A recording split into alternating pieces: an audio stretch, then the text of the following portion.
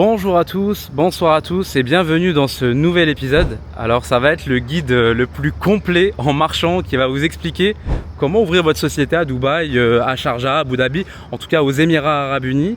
Et d'ici la fin de cet épisode, ça sera beaucoup plus clair pour vous de comprendre quel type de société va être le plus adapté par rapport à votre projet. Et je vous partagerai également les différentes étapes jusqu'à l'obtention de votre trade license, qui est l'équivalent du CABIS. Et je vous partagerai également les autres documents et leur rôle, comme celui de l'Establishment Card ou encore le MOA. En tout cas, l'idée à comprendre déjà, c'est qu'on va avoir deux grandes catégories de sociétés aujourd'hui aux Émirats, à savoir les mainland et les free zones. Et c'est important de les comprendre. Déjà, on va retrouver 45 free zones, mais je vais commencer par déjà vous donner la définition de ce que c'est qu'une mainland. Alors, j'ai fait au mieux pour vous l'expliquer de la manière la plus simple, malgré que c'est un sujet qui paraît très souvent difficile lorsqu'on le découvre pour les premières fois.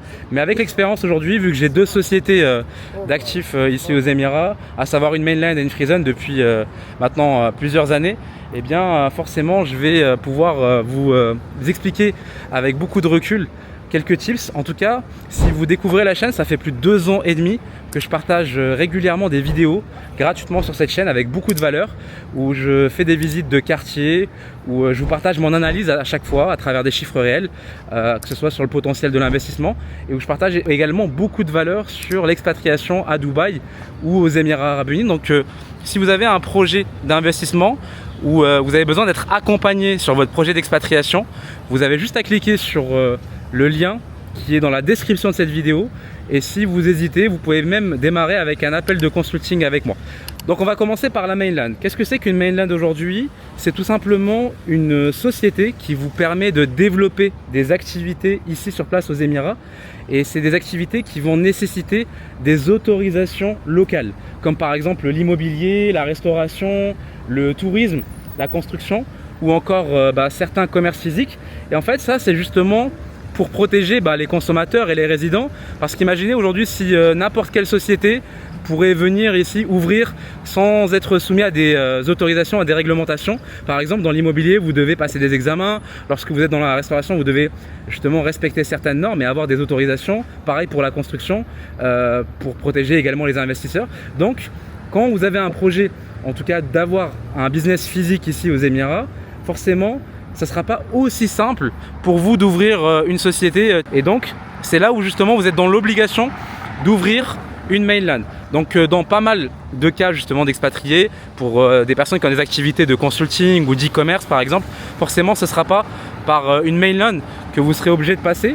Mais dans l'idée, vous avez compris, finalement c'est réellement une société locale et elle fait partie finalement de l'économie de l'Émirat. Donc c'est une entreprise qui est finalement enregistrée directement auprès du gouvernement économique de l'Émirat. Et par rapport au prix, justement, on va être plus cher qu'une free zone sur une mainland. On va être entre 14 000 à plus de 18 000 AED de frais de licence par an. Alors attention, ça c'est juste les prix de la licence par an. Après, il faut rajouter du coup le prix de la domiciliation et les autres frais, justement, comme par exemple les frais d'agence aussi, etc. Et on peut facilement passer du simple au triple ou quadruple en fonction des options qu'on va prendre. Dans tous les cas, il faut savoir qu'on va retrouver une seule mainland par émirat. C'est-à-dire qu'en fait, vous n'avez pas plusieurs types de mainland à Dubaï. Vous n'en avez qu'une seule. Pareil du côté de Sharjah, pareil du côté d'Abu Dhabi. En fait, finalement, une mainland, c'est un peu la chambre des commerces. Alors ça, c'est un terme que j'ai mis un peu de temps à trouver pour que ce soit le plus simple à comprendre pour vous. Mais voilà, c'est vraiment un peu comme une chambre des commerces d'une ville en France, mais avec beaucoup plus de pouvoir administratif. C'est-à-dire que, par exemple, la mainland de Dubaï, eh bien, elle a le rôle de délivrer les licences, elle enregistre les différentes sociétés, elle gère les activités autorisées et elle renouvelle également les licences. Et donc finalement, ce qu'il faut comprendre, c'est que une mainland, ça vous permet de créer une société facilement, ça vous permet d'obtenir un visa investisseur, ça vous permet de sponsoriser votre famille, d'ouvrir un compte bancaire professionnel, ça vous permet aussi de détenir 100% de la société. Et pour terminer, ça vous permet finalement de réaliser des activités qui sont réglementées comme l'immobilier, encore une fois, la construction, la restauration ou encore le transport. Et vous avez une fiscalité avantageuse vu que vous payez que 9% sur les bénéfices au-dessus de 375 000 dirhams. Donc entre autres, au-dessus de 90 000 euros. C'est-à-dire que vous avez une entreprise qui génère 1 million d'euros de chiffre d'affaires. Vous avez par exemple 7 employés que vous payez, je ne sais pas, 2 000 euros chacun. Ok. Eh bien, sur les 2 000 euros que vous payez aux employés, vous n'avez rien à reverser au gouvernement. Pas le double pratiquement comme c'est le cas par exemple en France. Là, c'est 2 000 euros qui vont dans leur poche. Ensuite, si vous faites 200 000 euros de marge, eh bien, il faut savoir que ce n'est pas sur les 200 000 euros de marge que vous payez justement la totalité des 9%, c'est vraiment ce qui est au-dessus de 90 000 euros. Donc là, en l'occurrence, entre 90 000 à 200 000, ça serait que sur 110 000 euros que vous payez des impôts. C'est-à-dire que vous êtes imposé à hauteur de 9% seulement sur les 110 000 euros au-dessus, tout simplement, des 90 000 euros. Donc petit clin d'œil pour les personnes justement qui arriveront à bien optimiser au niveau des charges pour justement faire moins de bénéfices. Mais en tout cas, vous paierez que 10 000 euros sur, on va dire, un business qui vous génère 1 million d'euros de chiffre d'affaires, en sachant qu'une fois que vous vous êtes versé par exemple les 200 000 euros de marge, eh bien pas d'impôt sur le revenu. Donc c'est vraiment important de le comprendre. Et là on parle vraiment d'une société mainland où c'est 9%. Et comme je vous le disais, il y a une seule mainland par émirat. C'est-à-dire que par exemple du côté de Dubaï, c'est la DET, qui est tout simplement le Dubai Department of Economy and Tourism. Donc si vous avez un projet d'ouvrir une entreprise dans la construction, un restaurant ou une agence immobilière, dans la majorité des cas, il faudra vous rapprocher du coup du DET tout simplement. Et si c'est du côté par exemple d'Abu Dhabi, il y a une seule mainland, c'est la ADED. Donc tout simplement la ADDED qui est la Abu Dhabi Department of Economic Development. Et ensuite, donc si on continue par rapport à Sharjah, il y a une seule mainland qui est la SED, qui s'écrit SEDDD.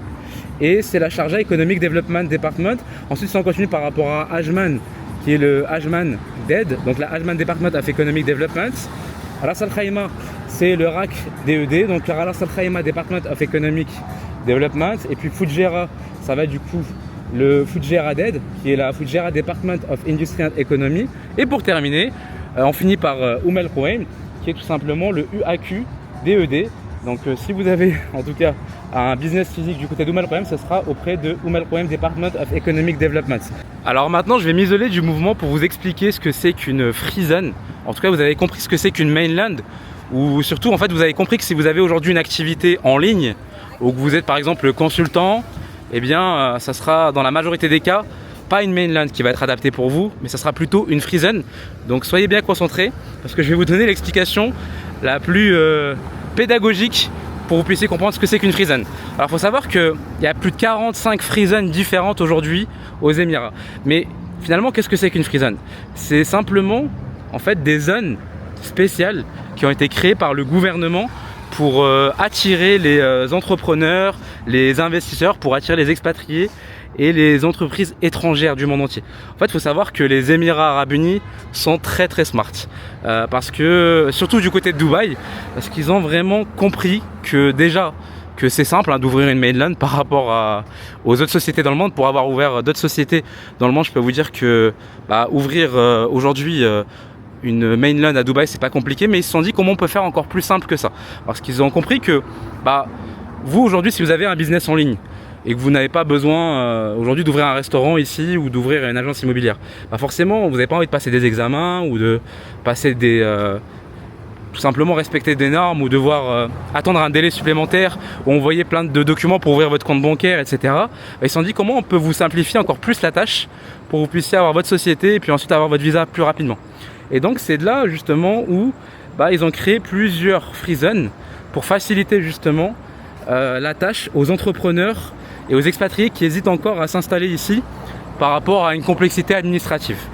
Et donc finalement ça permet aujourd'hui, ça vous permet, si vous avez par exemple un business en ligne ou autre, de vous installer beaucoup plus rapidement, créer une société plus rapidement, une société qui va vous coûter moins cher dans la grosse majorité des cas, vu que les free zones coûtent dans la grosse majorité des cas beaucoup moins cher qu'une mainland. Et vous n'aurez pas besoin d'être soumis finalement à des autorisations, à des réglementations. Et vous n'aurez pas besoin par exemple de prendre des bureaux, ok, ou de... Voilà, donc c'est vraiment un gros avantage. Et finalement le concept c'est un peu, vous venez créer votre entreprise chez nous et on va vous simplifier la vie. Et finalement, qu'est-ce que ça vous permet de faire une free zone? Déjà, c'est de créer une société facilement. Ça vous permet bien sûr d'obtenir un visa investisseur ou un visa employé ou un visa résident. Ça vous permet de sponsoriser votre famille. Ça vous permet de recruter. Ça vous permet aussi d'ouvrir un compte bancaire professionnel. Ça vous permet également de détenir 100% de votre société. Et bien sûr, ça vous permet également de profiter d'une administration qui est souvent beaucoup plus simple et rapide qu'une mainland. Là, en plus de ça, vous avez l'avantage d'avoir une fiscalité à 0%. Donc là, vous vous rappelez il y a quelques instants, quand je vous ai parlé justement de la fiscalité à 9% en mainland, là, c'est pas le cas, vous êtes à 0% du moment que vous êtes qualifié comme étant QFZP. Donc ça, c'est important de le comprendre. Qu'est-ce que c'est que QFZP? C'est tout simplement Qualifying Free Zone Person. C'est que tout simplement, il faut que vous respectiez des conditions pour pouvoir maintenir et bénéficier de ce statut. Alors, quelles sont ces différentes conditions? C'est qu'on doit vous considérer réellement comme une société présente et active, dans la mesure où si on considère que vous êtes tout simplement une société boîte aux lettres qui n'a pas réellement d'activité réelle, vous pourriez du coup perdre votre statut QFZP et à ce moment-là rebasculer vers le statut des 9%, comme si vous étiez en mainland, et à ce moment-là devoir payer tous les bénéfices au-dessus des 90 000 euros. Il faut aussi que vous teniez une comptabilité conforme, c'est-à-dire que si vous n'avez pas de comptabilité à jour, on peut justement vous annuler ce statut de QFZP et vous rebasculer à ce moment-là vers le régime à 9%. Pareil, il faut également que vous réalisiez un audit quand on vous le demande. Il faut savoir que en fonction des différentes free zones, il y a des niveaux d'exigence qui vont être plus ou moins qui vont être différents, bien sûr, et ça c'est important de le comprendre. C'est pour ça que c'est important d'être bien accompagné aussi. Et donc si par exemple vous répondez pas à certaines demandes, on peut automatiquement vous enlever ce statut et vous rebasculer sans vous en rendre compte vers une fiscalité moins avantageuse, et ça a coûté des milliers, des dizaines de milliers d'euros à certaines boîtes qui n'auraient pas pensé que ça leur serait arrivé. Donc c'est vraiment important d'être réellement qualifié comme étant une société free zone pour pouvoir justement bénéficier des 0% aujourd'hui. Et finalement, pourquoi il y a autant de free zones différentes? C'est tout simplement que le gouvernement a voulu faire du sur-mesure. C'est-à-dire qu'ils ont compris qu'il y avait différents secteurs d'activité, différents types d'entrepreneurs avec différents types d'entreprises. Donc en fonction de si vous avez une activité qui est dans le secteur de l'industrie ou dans les médias ou dans les matières premières ou dans le trading ou dans la finance ou bref dans l'e-commerce, vous allez en tout cas trouver chaussures à votre pied. Et dans l'idée, ce qu'il faut comprendre, c'est que aujourd'hui, comme je vous le disais, rien que du côté de Dubaï, vous avez quand même plus de 26 free zones sur les un peu plus de 45 qu'on a. Donc on peut même dire qu'il y a un peu plus de la moitié des free zones qu'on retrouve rien que du côté de Dubaï. Vous en avez entre 5 et 8 du côté de Abu Dhabi et Sharjah. Vous avez également des free zones du côté de Ras Al Khaimah, Fujairah et Al Rouaim. Donc c'est important en tout cas de le comprendre. Mais je vais vous partager quelques free zones, en tout cas parmi les plus connus. Il faut savoir que ça évolue rapidement et c'est pour ça que c'est important en tout cas de vous faire accompagner. Mais je vais vous en citer certaines, comme par exemple la IFSA, qui est réellement aujourd'hui conseillée pour les consultants, pour les coachs, pour les agences digitales, pour les personnes qui ont une activité d'e-commerce, ou encore tout simplement pour du business international. Il faut savoir que là, pour les prix, on est à plus de 15 000 AED par an, donc ce qui fait à peu près 3500, 3700 euros par an. Ok. Encore une fois, réellement, ne vous fiez pas au prix du coût de la licence, parce qu'en fonction des options de si vous prenez un visa, par rapport à dans certains cas des options de flexidesk, domiciliation, visite médicale, bref, vous pouvez vraiment finalement passer du simple au double, au triple et même au quadruple, et bien plus dans certains cas. Donc ne vous faites pas avoir par rapport au prix d'appel. Ça, c'est vraiment quelque chose que je tiens à préciser, parce que beaucoup se font avoir par rapport à ça.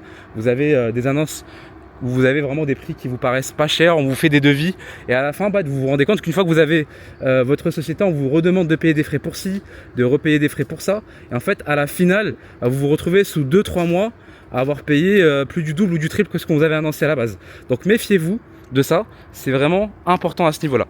Ensuite, donc je vais également vous partager la free zone qui est celle de Meydan, qui est aussi alors je vais quand même parler des avantages de de IVSA que je vous avais présenté il y a quelques secondes. C'est vraiment en tout cas, en tout cas, elle est connue chez les entrepreneurs francophones sur les dernières années. C'est assez flexible. En tout cas, c'est une bonne option pour les entrepreneurs solo ou pour ceux qui ont une activité par exemple en ligne. Par rapport aux inconvénients, ils peuvent être assez chiants des fois sur certains documents qui pourraient vous demander ou pour... vraiment pour rapport au bilan, tenez bien... Enfin, il y a vraiment une comptabilité à jour et le jour où vous pourriez par exemple demander une annulation d'Avisa, ça pourrait prendre pas mal de temps. Donc ils mettent un peu de temps souvent, je ne sais pas si ça sera amené à changer en tout cas, mais il faut bien dire les avantages et inconvénients. En tout cas par rapport à Maidan Friesen, donc c'est vraiment bien conseillé aussi en tout cas pour les personnes qui ont une activité dans le e-commerce par exemple, ou une activité dans le consulting, une activité dans le marketing. Pour les prix, on est à peu près, en tout cas on démarre à 12 000 AED par an pour les frais de la licence. Encore une fois, si vous prenez les options par rapport aux accès au bureau ou en tout cas d'autres options comme le visa, etc., eh bien ça va vous coûter beaucoup plus cher par rapport aux avantages. C'est vraiment un processus qui est simple, qui est très digitalisé. Franchement, c'est un bon rapport qualité-prix. Et par rapport aux inconvénients, c'est pas forcément en tout cas utile pour les personnes qui veulent juste le prix le plus bas. Ensuite, si on continue par rapport à la DMCC, alors j'en parle même si elle va concerner très peu en tout cas de cas de figure, mais c'est réellement adapté pour le trading sérieux, pour le secteur d'activité des matières premières, pour la crypto, pour le Web3. Vraiment là par rapport au prix, par contre, exceptionnellement on sera plus cher que la grosse majorité du coup des mainland. On va être à plus de 35 000 AED du coup rien que pour les frais de la licence, et là vraiment sans les packages, bureau, visa, etc. Et donc là vraiment par rapport aux avantages, c'est une très bonne réputation, c'est beaucoup plus crédible du coup auprès des banques. Ça faut le savoir, c'est important. C'est vraiment en tout cas excellent si vous avez une activité dans le trading ou une activité vraiment qui est bien structurée par rapport à certains types de holding, etc. En tout cas par rapport aux inconvénients, c'est forcément plus cher et ça va pas concerner la majorité des expatriés aujourd'hui aux Émirats. Je continue du coup sur la Shams Friesen, qui est tout simplement une Friesen qui est basée à Sharjah. Donc celle-ci, elle est conseillée pour les créateurs de contenu, pour les entrepreneurs qui ont des activités en tout cas dans les médias, pour ceux qui sont freelance, pour ceux qui sont dans le marketing, ceux qui font du consulting par exemple, ou encore même de l'e-commerce léger. Voilà, dans l'idée, c'est vraiment adapté pour aussi les petits entrepreneurs. En tout cas, les frais de licence sont moins chers.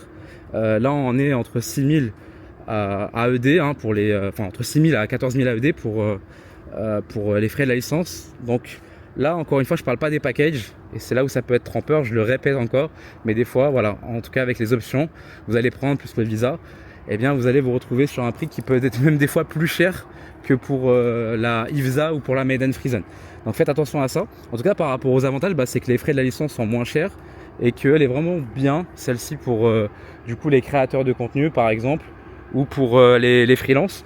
Et les inconvénients, c'est en tout cas une image qui est encore moins premium, il faut savoir, à ce jour, que ce soit auprès des banques ou auprès de certains clients ou autres, mais j'ai confiance au fait que ça va être amené à changer. On va continuer du coup avec du coup la Rakez, qui est la Ras Al Khaimah, en tout cas la Friesen qui est basée à Ras Al Khaimah. Celle-ci, elle est vraiment conseillée pour les PME, pour les entreprises qui sont spécialisées dans le secteur de l'industrie, du stockage, de la fabrication aussi. Enfin bon, en tout cas pour les prix intéressants, on est entre 6 000 à 14 000 AED par an pour les frais de la licence, toujours en fonction du package, vous l'avez compris. Là par rapport du coup aux avantages, c'est vraiment intéressant parce qu'on va vous mettre à disposition par exemple des entrepôts ou des terrains pour la construction. Enfin, vous avez vraiment pas mal de solutions à ce niveau-là. On met aussi à disposition vraiment des entrepôts. Et les inconvénients, ça va être moins intéressant en tout cas si votre activité elle est vraiment orientée par exemple du côté de Dubaï. Et pour terminer, je vais vous présenter la Friesen de Ajman, qui est la Ajman Friesen tout simplement. Et donc celle-ci elle va vraiment être conseillée pour du coup les freelances, pour les activités de consulting, pour le e-commerce ou encore pour le trading léger. Pareil pour les prix, celle-ci elle a beaucoup été choisie par rapport au prix de licence qui était moins cher. Donc là on démarre à 6 000 AED par an et ça peut aller jusqu'à 10 000 AED par an. Encore une fois, vous l'avez compris, je vais répéter une dernière fois, mais vraiment, ça va dépendre en fonction des packages. Par rapport au visa et d'autres options, on peut facilement dépasser les 20 30 000 AED. Si en plus vous passez avec une agence qui vous facture des milliers d'euros d'honoraires, j'en ai vu certains qui ont payé plus de 10-12 000 euros à la fin en passant par Ajman Friesen. Donc rendez-vous compte. Et ça sans avoir sponsorisé leurs enfants ou leurs conjoints, mais juste en ayant leur propre visa. Donc là, vraiment avantage parmi les moins chers. Ok, ça va vraiment être simple pour démarrer pour vous. Et par rapport aux inconvénients, encore une fois, c'est une image qui est encore moins premium. Et ça peut être moins attractif en tout cas par rapport à certains clients, par rapport à certaines banques, etc. Par rapport à l'image qui va être moins premium tout simplement. Donc maintenant vous pourrez ouvrir votre société tout seul, hein, en le faisant en tout cas avec vos propres recherches, en sachant que les lois elles évoluent vite. Mais si vous savez déjà avec ce que je viens de vous expliquer quel type de Friesen est le plus adapté pour vous, vous pouvez le faire vous-même ou vous pouvez décider d'être accompagné. À ce moment-là vous m'envoyez un petit message. Et donc on arrive au plus intéressant. Maintenant que vous avez défini le type de société dont vous avez besoin, eh bien c'est de vous partager les différentes étapes. Alors je vais vous partager quelques tips ou quelques erreurs qu'il ne faut pas faire, mais bien sûr dans mon accompagnement je vous partage tous les tips et vous êtes accompagné en tout cas de la meilleure des manières. En tout cas, en sachant que, comme je vous l'ai dit encore une fois, les lois évoluent vite. Et quand vous passez par une agence qui l'a fait à plusieurs reprises, qui connaît, qui a des contacts avec justement les différentes free zones, eh bien j'ai vu en tout cas plusieurs situations être débloquées, qui n'auraient pas été débloquées en tout cas si le client était passé, ou vous étiez passé, ou que j'étais passé simplement tout seul, ou que je n'y connaissais pas grand chose. Et souvent, en fait, quand vous êtes un client, vous êtes malheureusement souvent un numéro client parmi tant d'autres, mais quand vous êtes un partenaire, vous êtes une agence qui accompagne des dizaines d'expatriés à ouvrir, ou en tout cas des dizaines d'entrepreneurs à ouvrir leur société, eh bien vous avez des contacts directement auprès du gouvernement, et quand il y a des problématiques, vous avez plus de réactivité en tout cas. Et c'est important, hein, notamment par exemple quand vous choisissez le nom de votre société. Ça c'est un petit tip que je vais vous donner, mais je ne vais pas tout vous donner, hein, je vous le dis, hein. Je donne déjà énormément, mais en tout cas choisissez bien un nom qui ne va pas être refusé. Par exemple pour une mainland, vous pouvez avoir une réponse 7 jours plus tard, même plus dans certains cas. Donc admettons que aujourd'hui vous n'avez pas le droit par exemple de choisir le nom d'un émirat. Donc si par exemple vous mettez je sais pas Dubaï Construction, je vous donne un exemple, bien en fait c'est que dans 7 à 10 jours plus tard vous aurez un refus. Il faudra rechoisir un nouveau prénom, ça sera du coup des jours de perdu pour rien. Vous pouvez pas aussi mettre votre prénom collé, vous pouvez le mettre, vous pouvez mettre votre prénom avec les lettres séparées, ok. Donc pas en attaché. Donc je sais pas, par exemple pour quelqu'un qui s'appelle Youssef ou Antoine, il faudra écrire Y espace O ou espace A espace N jusqu'à la fin. Donc ça peut déjà vous faire gagner un petit peu du temps, mais en tout cas voilà, une fois que vous avez défini le type de société que vous souhaitez ouvrir, que ce soit Free Zone ou Mainland, vous êtes soit rapproché de la Free Zone, soit du gouvernement, ou soit de l'agence pour gagner du temps qui vous accompagne. Vous avez payé le gouvernement ou l'agence qui vous accompagne en fonction des différents packages que vous avez choisis, des options que ce soit avec visa ou sans visa, enfin, et d'autres options des fois qui peuvent être facturées comme l'ouverture du compte bancaire, etc. Dans l'idée, voilà, une fois que vous avez payé, vous choisissez le nom de votre société, vous avez rempli du coup tout simplement le formulaire, ok. Une fois que vous avez rempli en tout cas le formulaire, on va vous demander plusieurs choses, ok. À savoir, est-ce que vous êtes actionnaire seul, en tout cas, ou est-ce que vous êtes associé, est-ce que vous détenez 100% des parts. On va vous demander d'envoyer une photo d'identité. Dans certains cas, vous pourrez le faire avec votre téléphone. On va vous demander d'envoyer votre passeport. Et il faut savoir que même si vous n'êtes pas par exemple marié avec votre conjoint, vous pourrez le sponsoriser en le recrutant dans l'entreprise. Voilà. Donc une fois que vous avez fait ce paiement et que vous avez rempli le formulaire déjà, vous avez fait une très grosse étape. Et ensuite, ce qui va se passer, c'est que quelques jours plus tard, vous allez recevoir 3 documents très importants. 3 documents au fur et à mesure, à savoir la Trade License, le MOA et l'Establishment Card. Et dans certains cas, vous recevez d'autres documents comme le POA ou le Certificate of Formation. Mais dans tous les cas, je vais vous expliquer le rôle de chaque document. Donc déjà, il faut savoir que si c'est une mainland, comme je vous l'ai dit, donc si c'est pour une agence immobilière, pour un restaurant, une entreprise dans la construction, vous allez recevoir ces documents généralement sous 10 à 15 jours après que vous ayez rempli votre formulaire et après que le nom de votre entreprise ait été validé, ok. Donc comme encore une fois, si vous avez choisi un mauvais nom, ça peut retarder. Et si c'est une free zone, en fonction du type de free zone, comme je vous l'ai dit, on a plus de 45, ça peut être plus ou moins rapide. Il y a des free zones où ça va être sous 2 jours, d'autres où ça va être sous 7 jours, mais on va dire qu'on est réellement sur une moyenne, on va dire de 4 à 5 jours pour pour les free zones actuellement et qu'on est sur une moyenne, on va dire, de 8-9 jours pour les mainland. Dans l'idée, ce qu'il faut savoir, c'est que déjà le rôle d'une trade license, et c'est important du coup de le comprendre. Alors avant de recevoir votre trade license, généralement, en fait, vous recevez du coup votre MOA, ok, qui est tout simplement le Memorandum of Association.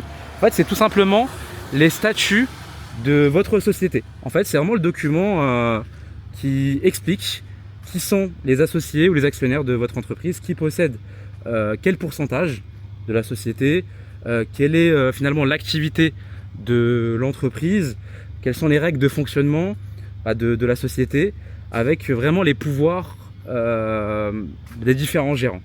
Et alors par exemple pour une mainland, on va vous demander de le signer physiquement. Donc vous devrez à ce moment-là potentiellement vous déplacer par exemple dans un centre Hammer du côté du bourg Dubaï. Si c'est une free zone, dans pas mal de cas vous pourrez directement par exemple le signer en ligne directement. En fonction de chaque situation ça va être différent. Dans l'idée, vous avez compris ce que c'est que déjà le document MOA. C'est important une fois que vous le recevez, soit par exemple vous le recevez par email ou soit vous l'envoyez sur un groupe WhatsApp si vous êtes passé par une agence. C'est vraiment de le garder, de l'enregistrer, parce que vous serez amené à souvent par rapport à certaines démarches, on va vous le redemander ce document, parce que des fois on peut l'oublier, on peut le laisser traîner, et finalement ça peut être compliqué. Donc en tout cas enregistrez-le bien quelque part, et même pour certains partenaires on sera amené à vous le demander. Mais le plus important c'est le deuxième document qui va suivre, c'est votre CABIS, en fait c'est la trade license. C'est tout simplement le document le plus important, vu que c'est la carte d'identité commerciale de votre entreprise. C'est l'autorisation officielle pour vous d'exercer votre activité. Vous allez retrouver dans ce document le nom de votre société, le numéro de votre licence qu'on va vous redemander à plusieurs reprises, sûrement les différentes activités de votre entreprise, enfin la date de d'émission en fait, et finalement indirectement la date de validité avec la date d'expiration de votre entreprise. Et je continue du coup avec le troisième document que vous allez recevoir, c'est votre bail commercial, votre contrat de location, votre domiciliation. Donc si c'est une mainland, c'est un contrat EJARI, donc c'est un contrat de location qui est enregistré directement auprès du gouvernement de Dubaï ou auprès du gouvernement de Sharjah ou d'Abu Dhabi, en fonction de la mainland où vous avez ouvert votre société. Et si c'est une free zone, ça sera du coup un document qui va s'appeler par exemple le ULA, généralement ULA, ok, qui est tout simplement le Unit Lease Agreement, et c'est votre contrat de location qui a directement été émis par votre free zone. Donc c'est pas un enregistrement du coup auprès de EJARI, auprès du gouvernement de Dubaï, je le répète encore une fois. Et ensuite, quatrième document très très important, ok, c'est l'Establishment Card. Donc vraiment ce document il est très important, parce que souvent on se dit mais quand est-ce que je vais avoir mon visa, quand est-ce que je vais avoir mon Emirates ID, quand est-ce que je vais pouvoir sponsoriser directement ma famille par exemple, ou voilà, pouvoir recruter des employés, faire l'Emirates ID et le visa des employés. Et bien en fait c'est tout simplement ce document en fait d'immigration qui est émis par vraiment le gouvernement des Émirats Arabes Unis. Donc là c'est même pas le gouvernement de Dubaï ou de Sharjah, c'est tout simplement le service gouvernemental de l'ICP qui va justement vous émettre ce document, qui va être finalement une carte RH un peu, c'est un peu la carte RH de votre entreprise, et ça va vous permettre grâce à ça de demander des visas. Donc sans ce document en fait vous ne pourrez pas demander de visa pour vous, et c'est pour ça que c'est important vraiment de comprendre les différentes étapes de l'ouverture de votre société.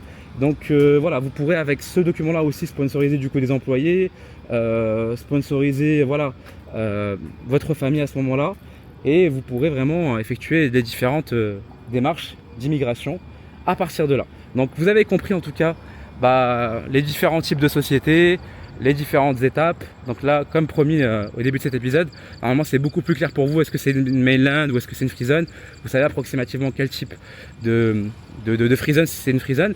Je le rappelle encore une fois, mais vous avez beaucoup d'abus malheureusement, ça je l'ai vu, pour avoir discuté avec des amis, enfin vraiment qui sont là depuis des années, que ce soit des agences qui vont vous facturer des honoraires beaucoup trop chers dès le départ, avec des devis très très chers, ok, des milliers d'euros pour pas grand chose, ou des fois qui vont pas vous les gonfler sur les prix des honoraires, mais vous allez payer beaucoup plus cher votre visa, ou plus cher je sais pas, votre domiciliation, ou qui vont vous gonfler certaines démarches pour le renouvellement ou autre. Enfin bon, chacun on va dire qui a on va dire maltraité ses clients, a pu abuser d'un certain type on va dire d'augmentation des prix. Et vous en avez d'autres qui justement jouent la carte inverse, qui ont joué avec la carte inverse malheureusement, qui se sont retrouvés avec, en pensant payer des prix pas très élevés.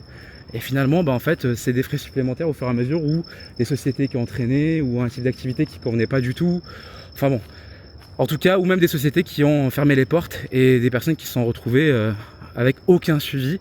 Donc dans tous les cas, moi, tout ce que je peux vous dire, c'est dans quelques jours pour un prochain épisode qui sera toujours rempli de valeur. Si vous avez un projet d'expatriation ou d'immobilier et que vous souhaitez être accompagné de la manière la plus efficace pour éviter de perdre des dizaines ou des centaines d'heures ou de perdre des dizaines de milliers d'euros, eh bien vous avez juste à me contacter ou à cliquer directement sur le lien de la description de cette vidéo. Je vous souhaite plein de bonnes nouvelles, plein de bonnes décisions et à très bientôt pour un prochain épisode.